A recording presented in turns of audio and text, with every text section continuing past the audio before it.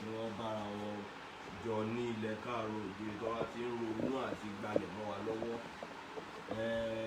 láti lè jẹ́ kí wọ́n mọ̀ pé ó tó gẹ́ fún ìwà ìpànìyàn, ó tó gẹ́ pé à ń jínigbé, ó tó gẹ́ fún amúnisìn tí wọ́n ń ṣe nílẹ̀ bàbá wa. Torí pé tó nílé bá ṣe gbé ilé ẹ̀ ní àlejò ṣe máa rẹ̀. Ilẹ̀ Yorùbá ń ṣe no man's land. A fẹ́ jẹ́ kó yé gbogbo ọ̀tọ̀kùlú ìlú pé a ní ètò nílẹ̀ Yorùbá. Ó lè jẹ́ pé I respect the democracy, I respect the laws of the land. Èmi tí mo bá yín sọ̀rọ̀ legal practitioner ni mí. Gbogbo ohun tá à ń ṣe tí lòdì sí òfin ilẹ̀ orílẹ̀-èdè Nàìjíríà, nítorí pé ohun tó yẹ kí ìjọba ṣe fún wa, òun ni ọmọ ìlú ẹyọ kan tó kàn dìde láti fi ẹ̀mí ara rẹ̀ gbé nǹkan tó yẹ kí ìjọba sanwó fún láti wá ṣe. Ohun tí ìjọba lọ náwó biribiribi fún ní Sambisa Forest ní North East láti lè dá joint task force sílẹ̀ civilian JTF tí wọ́n ń kó ìbọn fún àwọn dẹrandẹran àdáwọn ọlọ́dẹ ní òkè ọya náà. Òun ni bàbá wa Chief Sunday Igboho tó ń ṣe lọ́fẹ̀ẹ́, tó yẹ kí bàṣà today ń ta expect ni pé kí president olórí orílẹ̀-èdè yìí ó ní ọ̀rọ̀ pàtàkì. In fact, Chief Sunday Igboho wọ̀ ti national honours. Ohun tí bàbá ń ṣe yìí ó jẹ́ kí gbogbo gómìnà orílẹ̀-èdè ilẹ̀ Yorùbá ní gbogbo ilẹ̀ káàárọ̀ òjìrì, ó yẹ kí gbogbo gómìnà kọ́ wà níbí láàárọ̀ yìí àbí kí wọ́n nípàdé ráńpẹ́ pẹ̀lú Chief Sunday Igboho lórí ìlọsíwájú àti ààbò ilẹ̀ Yorùbá. Yorùbá ti ń ṣe ètò ààbò wọn kó tó di pé democracy dé. Democracy náà dé náà, a fi ọ̀rọ̀ ààbò wa ṣeré. So ohun tí à ń ṣe lónìí òun láti jẹ́ pé a fi jẹ́ kí ìjọba hàn sí ìjọba pé gbogbo ohun tí Chief Sunday Igboho ṣe, gbogbo ọmọ ilẹ̀ káàárọ̀ òjìrì nínú wọn ń dùn, a lè sùn dọ́kàn pé ọkàn wa balẹ̀. Gbogbo àlejò tó bá fẹ́ bá wa gbé, wọ́n gbọ́dọ̀ gbé pẹ̀lú ìgbépò wa, pẹ̀lú òfin ilẹ̀ wa ni, pẹ̀lú ìṣe àṣà àti ìṣe ilẹ̀ wa ni, pẹ̀lú bó ṣe yẹ kí wọ́n ṣe bẹ̀rẹ̀ sí ní fi ọ̀wọ̀ fún ọmọ lọ́nà wa ni. Nítorí pé ilẹ̀ wa ni, orílẹ̀-èdè wa la gbogbo àjọ wà yìí, ṣùgbọ́n ìpínlẹ̀ ti ilẹ̀ káàárọ̀ òjìrì yìí ó jọ jẹ gbogbo wa lógún ni. Àwa fi ń rọ Inspector General of Police, kò sí nǹkan tó ń pè ní community policing ju nǹkan tí Chief Sunday Igboho ṣe lọ. Community policing ò ṣe pé ká kàn máa ṣe meeting ọ̀sẹ̀ọ̀sẹ̀. It has to require more intelligence and information sharing. Nígbà tá a máa dá Àmọ̀tẹ́kùn sílẹ̀, àwa la kọ ìwé aṣọ méjì sí Dawn Commission. A ti ń rò láti bí ọdún méjì pẹ̀lú Chief Sunday Igboho yìí náà lájọ́ ń rò. Ta fi ń rò pé òkè àfijọ́ lọ lọ́ǹṣì Fọ̀lúmọ́ ní ilẹ̀ Ìbàdàn yìí náà láti wá lọ́ǹṣì Fọ̀lúmọ́ ní 2 years ago. Fọ̀lúmọ́ ló bí Àmọ̀tẹ́kùn nítorí pé ó ká wa lára ni. Pẹ̀lú iṣẹ́ ribiribi yìí, inú wa ń dùn pé bàbá wa mú iṣẹ́ Fọ̀lúmọ́ yẹn ṣe ní òkúkúdùn. Wọ́n ń fọ ìlú wa mọ́ láti lè jẹ́ pé kí ọkàn wa lè balẹ̀ ni. Kí la wá ń bẹ gómìnà ìpínlẹ̀ Ọ̀yọ́ fún báyìí pé kí gómìnà ó tún èrò rò, báwo la ṣe lè fọwọ́sowọ́pọ̀ ló wà nílẹ̀ yìí. Kò ń ṣe ọ̀rọ̀ ọjà ló wà nílẹ̀ yìí.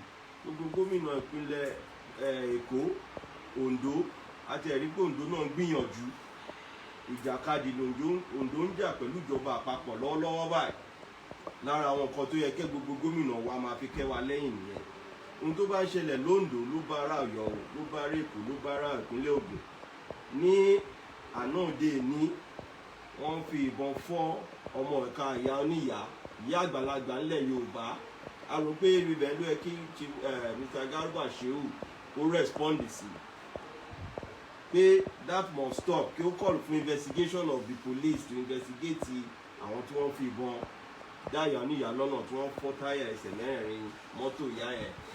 Níbi tá a ti sì ti ń dẹ́kun ọ̀rọ̀ ìyá yẹn, àwọn Nigerian military àmọ́ tó authorize wọn láti lọ sí Yewa nípínlẹ̀ Ògùn láti nu àwọn èèyàn ní ṣìbáṣìbò nítorí pé wọ́n fẹ́ kí Fúlàní dẹ́rùn force by fire. bí onílé ò bá fún àwọn àlejò láyè kò síbi tí àlejò fẹ́ fi ní fọkànbalẹ̀ wọ́n ti ẹ̀ fún ẹ láyè ṣé o lè sùn mọ́jú. That is why we have come láti jẹ́ pé kó yé gbogbo everyone so concerned that this is a collective battle, the battle for liberation of Yoruba land from the cankerworms of terrorists, from the brigandage of the Fulani herdsmen hiding under the cloak of residents, hiding under the cloak of ordinary cattle rearer or cattle breeders association, hiding under all gamut of criminalities. Now we are using this medium to give them that final warning that enough is enough. There was a particular threat from the Miyetti Allah. We don't want to know who that Bodejo is. He has been threatening brimstone and fire. We don't know if the federal government would have allowed Mr. Bodejo to be committing seditious statements against the ethos of our democracy. And in the same vein, we expect the spokesman of Mr. President to speak in the light of condemning that statement from the Miyetti Allah call, or what did they call themselves. But a statement is not coming to condemn that media provocation. We are also aware that one Awa, the daughter of the Seriki Fulani of Igangan, also made similar statement. Without further investigation, that statement on its own is capable of raising the whole of the nation. But we believe, and we don't want to also believe, that the federal government will condemn our peaceful measure. The intervention that is ongoing is for all of us, including non-Yorubas domiciled in Yoruba land. If we can salvage Yoruba land, the entire Yoruba forces will move into Sambisa forest and end Boko Haram in one day. The federal government needs to see this as a light of partnership, not as a competitive base for them to demoralize us. But we refuse to be demoralized, irrespective of the kind of provocation statement that we are seeing in the media. We are also calling the Inspector General of Police to address a world press conference so that a statement can be attached to him as a person that authorized the CP or your state. We know how the IGP responds. Is either he responds through the PPRO, Nigerian Police Force, or directly himself on this issue. I'm sure the IGP is not he has not forgotten the recent EndSARS crisis. Its aftermath is still raging. Anything that will require the synergy of the community in ending insurgency must be a collective task. And if we have noticed high level of complicity and conspiracy by the headship of the Fulani, of the Seriki Fulani in Igangan, with his own knowledge of the criminality that is being perpetrated within his domain, shows a whole lot that we are now calling on the Sahad himself to rise up to his occasion. We are calling on all northern emirs to rise up to their duty, and we are now using this same call to call on all our Yoruba Obas to begin to chart a way forward on this issue. Kò dìgbà tí ilé bá fàya ká tó bẹ̀rẹ̀ sí ní kí sí ọ̀dẹ̀. Àsìkò yìí ìṣọ̀kan lẹ orílẹ̀-èdè Nàìjíríà à ń rí.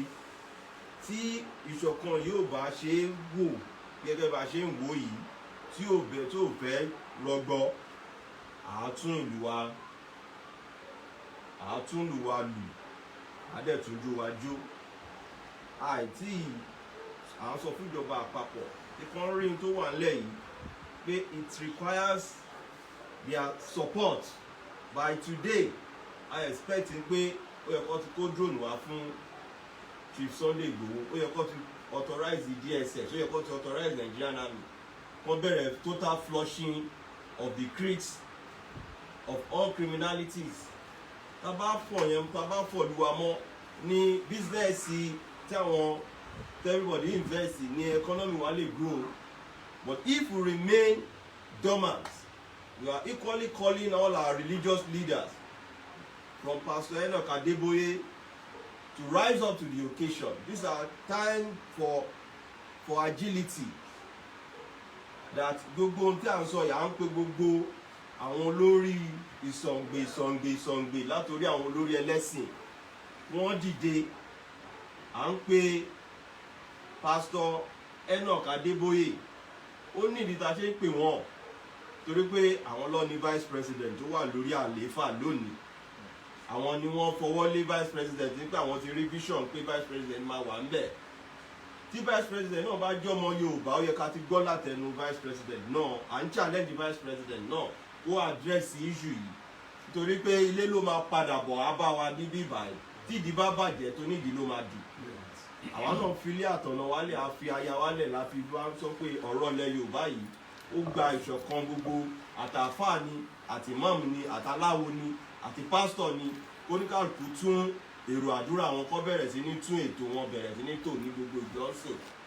Àti Ìgbò ni, àtàwùsá ni, àti Fúlàní ni, tó bá ń gbé nílẹ̀ Yorùbá wọ́n gbọ́dọ̀ bẹ̀rẹ̀ sí ní tẹ̀lé ìlànà àṣà àti ìṣe wa nílẹ̀ Yorùbá.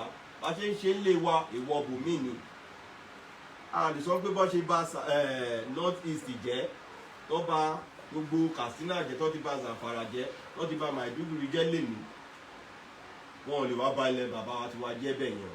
Àti ẹ̀ nígbà ni gbogbo wo tí ẹ̀ nígbà là ṣe ń sọ fún gbogbo ìjọba àpapọ̀ pé ọ̀rọ̀ tó wà nílẹ̀ gbogbo wa ló kàn. Ohun tó bá Abọ́yadé gbọ̀ngbọ̀n náà ló ń bá gbogbo àwọn àtàjókòó yìí, kò ń ṣe ìjọba tó ń ṣe ọ̀rọ̀ Sunday Igboho nìkan ló wà nílẹ̀ yìí. Gbogbo wa báyìí ta dúró báyìí ní Sunday Igboho tá à ń jà fúnlẹ̀ Yorùbá báyìí sí. Pásítọ̀ tó bá ń wà lórí pẹpẹ báyìí kó máa sọ̀rọ̀ Sunday Igboho ni. Sunday Igboho nísìnyí òun ló dúró fún symbol of Yorùbá race báyìí, symbol ni. Kẹ́nìkàlùkù máa rò pé Sunday Igboho kàn fẹ́ fagbára hàn àbọ̀ fẹ́ dágbára wò. No, symbol nǹkan tí gbogbo lẹ̀ káàró òjìrè dúró fún òun ni Sunday Igboho represent. That is ọmọlúwàbí pàtàkì nílẹ̀ Yorùbá ni Sunday Igboho. Akínkanjú ẹ̀dá ni, akínrógun ẹ̀dá ni, ẹ̀dá ẹ̀wọ̀ ó ṣọ̀wọ́n rìn ní gbogbo ilẹ̀ ní gbogbo àgbáyé ta wà yìí. Kíyàn fi, kò ṣe pé kò rún jẹjẹ, kò ṣe pé kò ní mọ́tò, kò ṣe pé, but ta ló máa sọ pé wọ́n pa bó tẹ̀jẹ́ pé ìlú Ọ̀yọ́ odindi medical odindi doctor tó invest orí bítíbitì owó láti lọ dá iṣẹ́ ọ̀gbìn lẹ̀ wọ́n pa. Ìyá kan là ń sọ pé wọ́n yìnbọn fún ní ìjẹta àná yìí. Àwọn èèyàn wa mú gbogbo alámọ̀gbà tí wọ́n ṣe Ìbàdàn sí Ilé-Ifẹ̀ àlerin nílẹ̀ bàbá wa yìí náà ni. Odindi ọba ni wọ́n pa sí ojú títì. Till date báyìí federal government ò tí sọ̀rọ̀ lórí ẹ̀, federal government ò sọ̀rọ̀ lórí ẹ̀. Kí ló dé tó wá jẹ́ pé a kàn ń try láti make it peace, àlójoojúmọ́ àwọn kan sọ fún wa pé orí wọn ò pé. Tí wọ́n là ṣe ń try láti fi ọ̀rọ̀ wé ọ̀rọ̀, a rò pé ọ̀rọ̀ wa yìí máa dé gbogbo ibi tó yẹ kó dé. Gbogbo ọmọ ilẹ̀ káàárọ̀ oòjíire là á pè papọ̀ ń sìn. Ìjà OPC kọ́ leléyìí, ìjà Àmọ̀tẹ́kùn kọ́ leléyìí, ìjà Yorùbá là ń sọ ń pa èyí, ìjà ilé Ọlọ́fin là ń sọ ń pa èyí, ìjà gbogbo ọba ilẹ̀ Yorùbá là ń sọ ń pa èyí. Ìjà ọ̀bọ̀n àtàdá nìkan kọ́ leléyìí, ṣùgbọ́n ó gba ìjà ọgbọ́n inú la ṣe ń pe President Muhammadu Buhari pé ó address the state of the nation on this issue of Yorùbá of Southwest. Because fẹ́ gbàgbọ́ pé Garuba Shehu is talking on behalf of presidency. Presidency is not Garuba Shehu. If it is presidency, tó bá kan ọ̀rọ̀ security, national security adviser ló ní ẹ̀tọ́ àti sọ̀rọ̀ not the spokesman of Mr. President. Even if it is going to be that, kí ni Minister of Communication ṣe ń bẹ̀? So therefore, à ń gba ìjọba ní ìmọ̀ràn pé we want Mr. President to address a state of the nation within the next 24 hours, because a fẹ́ gbàgbọ́ pé in the entire Yoruba land we are supposed to be living in fear, or if there is no complicity between the federal government and the terrorists that are terrorizing us in Yoruba land, we want clarification in that regard. Because if the governor ti ìpínlẹ̀ Ondo bá ń ṣiṣẹ́ takuntakun láti sọ pé gbogbo àwọn tó wà nínú igbó wa, àwọn Fúlàní tó ń darandaran tó wà tó ń ṣe jàǹbá fún àwọn ìyàwó wa, tó ń bá wọn sùn ní tipátipá, tó ń pa àwọn olóko wa ní ìfọ̀nàfọ̀ṣù, tó wá ń tí odindi gómìnà wa ń pe àpérò pé gbogbo ẹ̀yin tẹ́ bá wà nínú oko tẹ́ jẹ́ ẹ̀yà bòmíì, ẹ wá kẹ́ wá forúkọ sílẹ̀. The presidency under Garba Shehu still went ahead to condemn it. Ìyẹn ló ń fún wa ní concern ni pé à ń fura o pé kí gọ́gọ́rọ́ má gún mi lójú òkèlè láti wò ó. Ó fún wa ní ẹ̀tọ́ gẹ́gẹ́ bí bí ṣe dúró gẹ́gẹ́ bí olórí ọ̀dọ́ gbogbo ilẹ̀ káàárọ̀ òjìrè ni mo ṣe wá sí bíbáyìí láti jẹ́ kó yé gbogbo àwọn ọ̀dọ́ ilẹ̀ Yorùbá pé digbí la wà lẹ́yìn Sunday Igboho. Gbogbo wa báyìí ní Sunday Igboho tó bá ní ká wá sí Àbújá lè ní gbogbo wa ń bọ̀ l'Àbújá o, kọ́ sí gbogbo Àbújá lẹ̀ fún wa. Ọjọ́ tó bá fẹ́ wá ọ sáàbù wa ní invitation nìyẹn, a fẹ́ rí formally.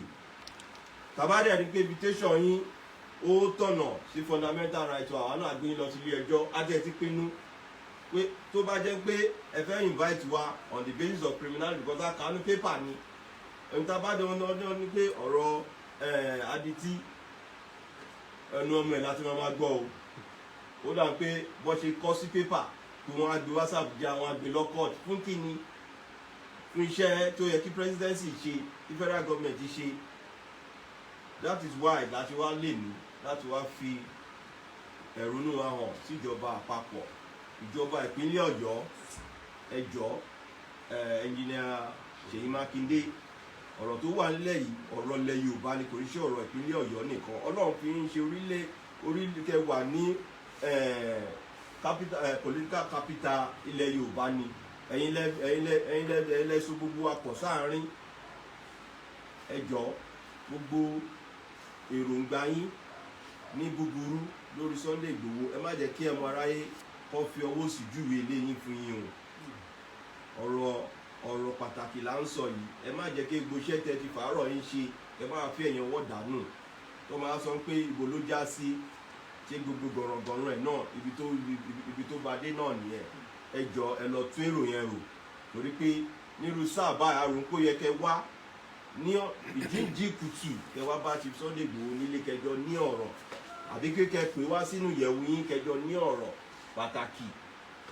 Ìgbọ́n táǹkà nínú ìwé ìròyìn kò tẹ́ wa lọ́rùn, la fi ń fi àsìkò ìyàwó náà ti wá bá Commissioner for Art and Culture and Tourism àti jẹ́ kọ́ mọ̀ pé ìṣẹ̀ṣe ló lágbà, ìṣẹ̀ṣe la máa fi yanjú ọ̀rọ̀ tó wà nílẹ̀ yìí.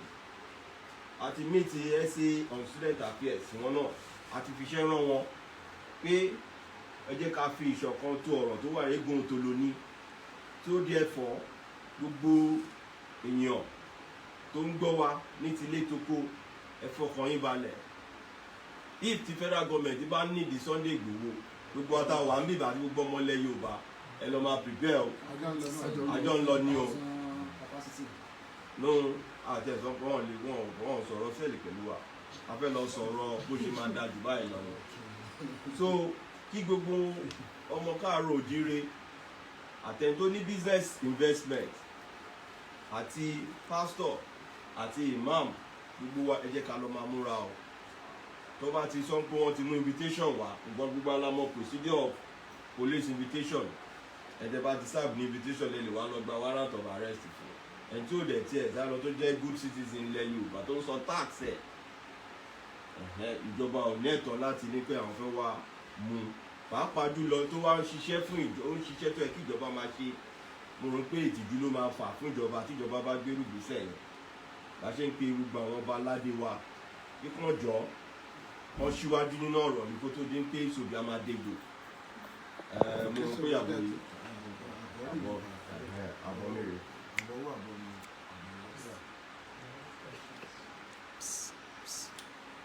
Ẹ ṣé bàbá wa, gẹ́gẹ́ tí a ṣe mọ̀ yín pé ẹ̀yin ni president gbogbo ọ̀dọ́ ní ilẹ̀ Yorùbá. Àwọn ìbéèrè tí àwọn tí ó ń wò wá káàkiri gbogbo àgbáláyé ń béèrè ni wípé kí ni èròǹgbà yín lórí 1914 amalgamation? Ìbéèrè àkọ́kọ́ nìyẹn. Ẹlẹ́ẹ̀kejì, wọ́n ní ipa wo ni ẹ̀ ń kó lórí ilẹ̀ Yorùbá láti lè dá dúró, gẹ́gẹ́ tí a ṣe mọ̀ pé 1914 amalgamation ó ti expire ní 2014.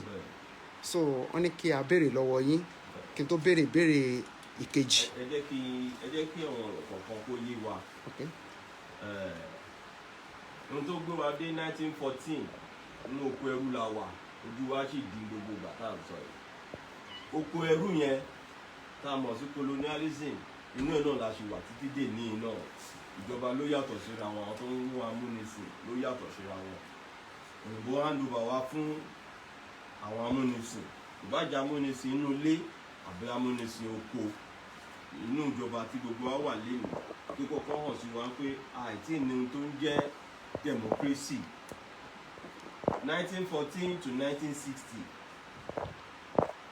kò ń ṣe democracy là ń rán ní gbogbo ìgbà tí wọ́n merge wa together.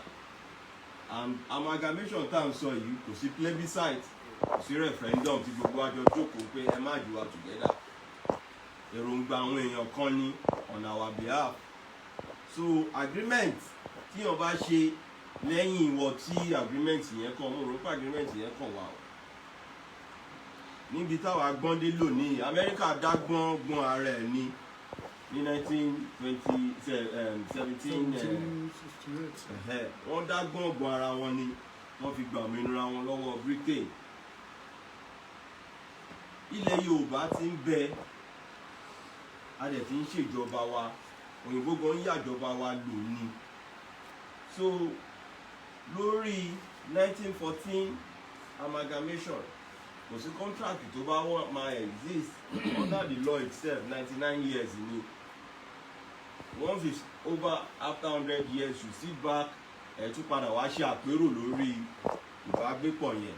Ṣùgbọ́n torí pé 1914 gan kò exist mọ́ láti ìgbà tí democracy táwọn bàbá Awólọ́wọ̀ ti move motion.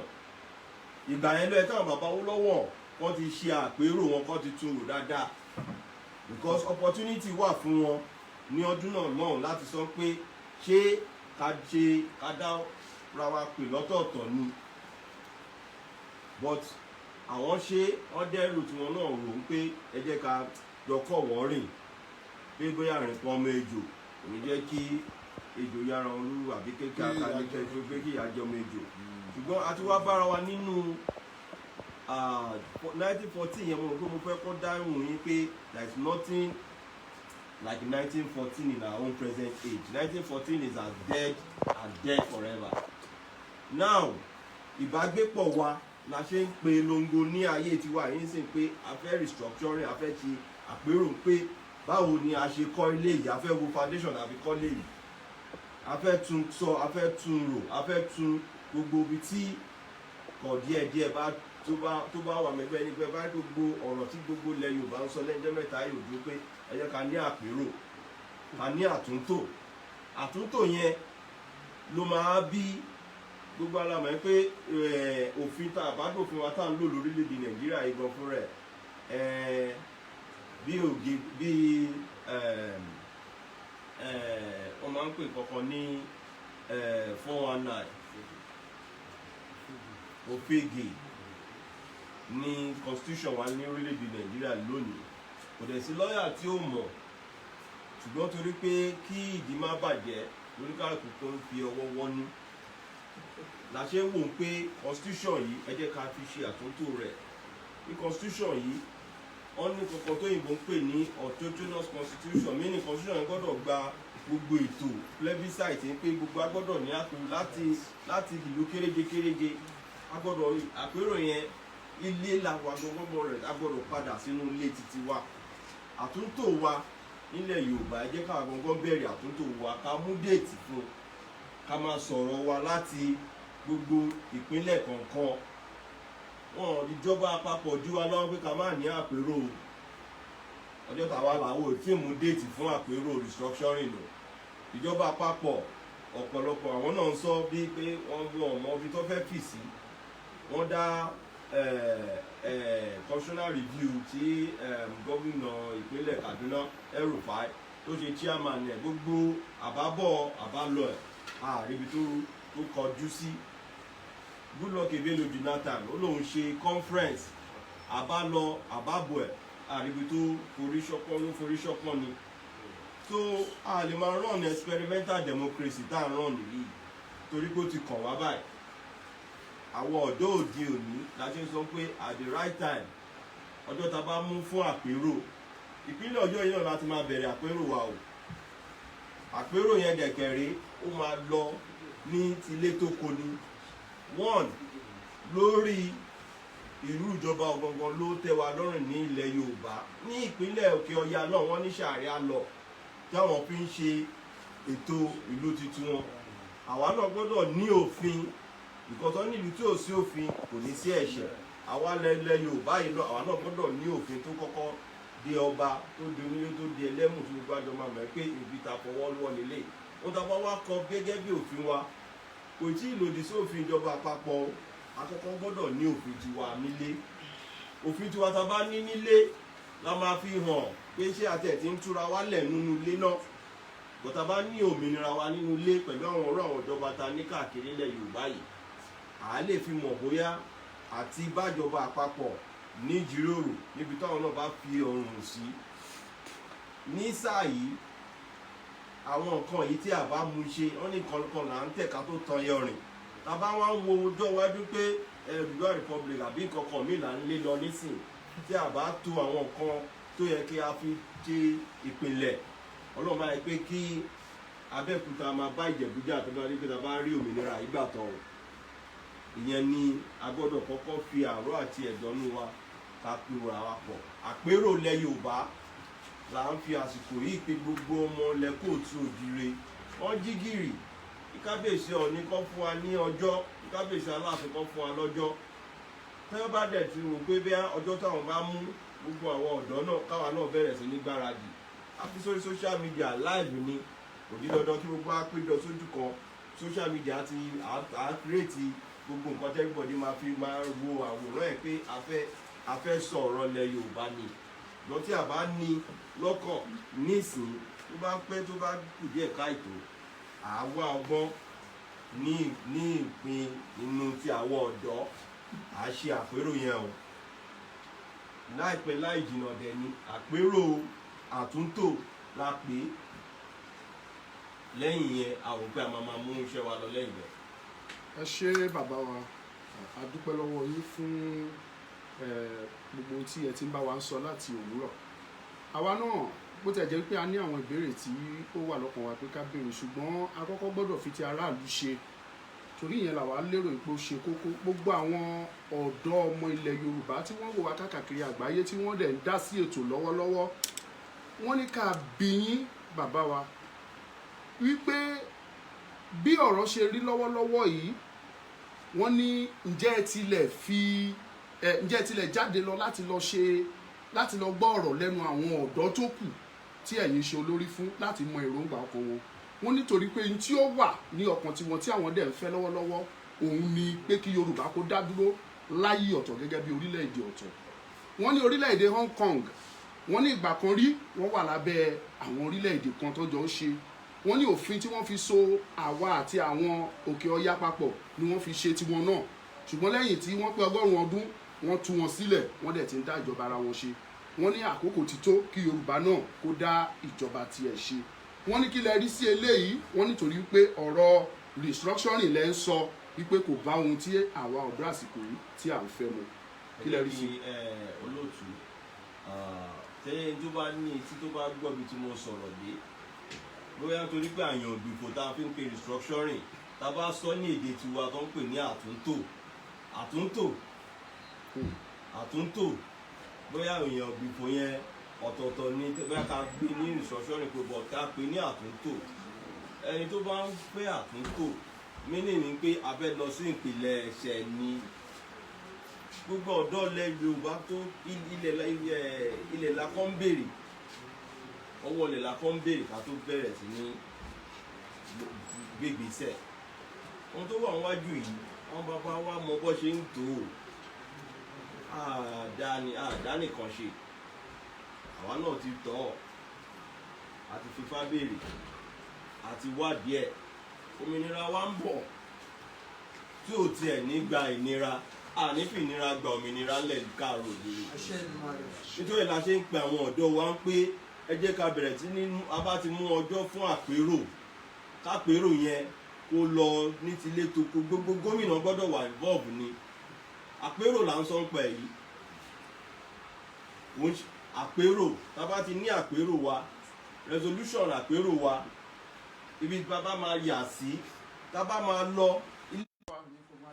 ẹ ṣe ẹ jẹ́ kí n sáré béèrè ìbéèrè tí àwọn ènìyàn ní ká béèrè yìí wọ́n ní ẹ sọ̀rọ̀ àpérò wọ́n ní ìbò ẹnìkan láti lọ ṣe ojú wọn wọ́n ní ǹjẹ́ ẹ gbàgbọ́ ipò yẹ kí ìbò kó wáyé ní 2023 yẹn. ẹ jẹ́ kí n kọ́kọ́ dá yín lẹ́nu kọ́ lórí yẹn ọ̀rọ̀ lẹ Yorùbá ò kan 2023 ìbéèrè yẹn ò kan lẹ Yorùbá ń sìn àwọn tó ń lọ fún òṣèlú tó dára wọn mọ̀ gẹ́gẹ́ bí ọmọ ẹgbẹ́ òṣèlú tó lọ fi òǹtẹ̀ lu ẹni tí wọ́n yàn wọ́n ní ẹ̀tọ́ láti ṣe ohun tó kọ̀ wọ́n wọn ò sọ ní orúkọ lẹ Yorùbá o ẹ jẹ́ ká yànnà ní ọ̀rọ̀ tó wà nílẹ̀ yìí kò ń ṣàpérò ni wọ́n dá ìjọba ọ̀dọ́ àjọ tuntun wọn lé lórí o so nítorí ìbéèrè yẹn ká má wàá da irú àti ṣàpapọ̀ kò tiẹ̀ kàn wá wọ́n rìnrìn wọn bó ṣe fẹ́ ni wọ́n lẹ̀tọ́ gẹ́gẹ́ bí ọmọ ilẹ̀ Yorùbá so